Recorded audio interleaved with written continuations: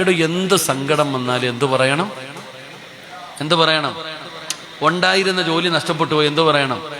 നാളെ ജോലിക്ക് പോയപ്പോൾ നിന്റെ മുതലാളി പറയാ ഇന്നത്തോടെ പൊക്കോളാൻ, അൽഹംദുലില്ലാ ബായ്.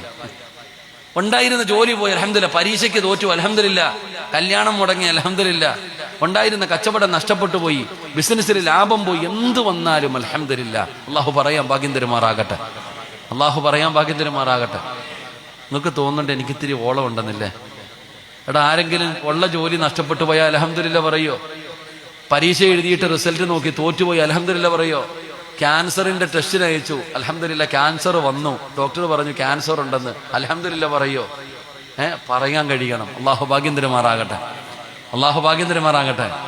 അങ്ങനെ പറയണമെങ്കിൽ ഒരേ ഒരു ഹദീസ് ഓർത്താൽ മതി. ഒരേ ഒരു ഹദീസ് ഓർത്താൽ എന്ത് സങ്കടം വന്നാലും നമ്മൾ അൽഹംദുലില്ലാ പറയും. അള്ളാഹു ഭാഗ്യം തരുമാറാകട്ടെ. പറഞ്ഞുതരട്ടെ?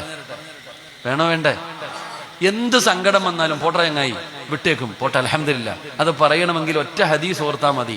അള്ളാഹു ഹദീസ് പഠിക്കാൻ ഭാഗ്യം തരുമാറാകട്ടെ. നിങ്ങൾ പറയോ അൽഹംദുലില്ലാ പറയോ? ഒരു കയറ്റം കഴിഞ്ഞാൽ ഒരിറക്കം ഉണ്ടോ? നിങ്ങളുടെ നാട്ടിലില്ലേ? ഉണ്ടെങ്കിൽ ഉണ്ടെന്ന് പറ, ഇല്ലെങ്കിൽ ഇല്ലെന്ന് പറ. ഒരു കയറ്റം കഴിഞ്ഞാൽ ഒരിറക്കം ഉണ്ടോ? ഒരു ദുഃഖം കഴിഞ്ഞാൽ ഒരു സന്തോഷമുണ്ടെന്ന് നബി മുഹമ്മദ് മുസ്തഫ. ഒരു കയറ്റം കഴിഞ്ഞാൽ ഇറക്കമുണ്ടോ?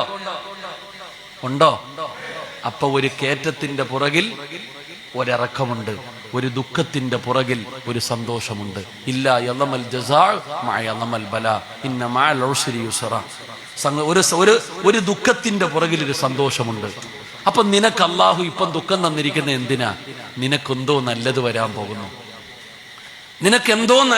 പോകുന്നു. ആ നല്ലത് വരാൻ പോകുന്നതിന്റെ അടയാളമാണ് എന്ത്? ഈ സങ്കടം. എന്തിനാ വെറുതെ പറഞ്ഞുകൊണ്ട് നടക്കുന്നത്? അള്ളാഹു നമുക്ക് ഈമാൻ തരുമാറാകട്ടെ.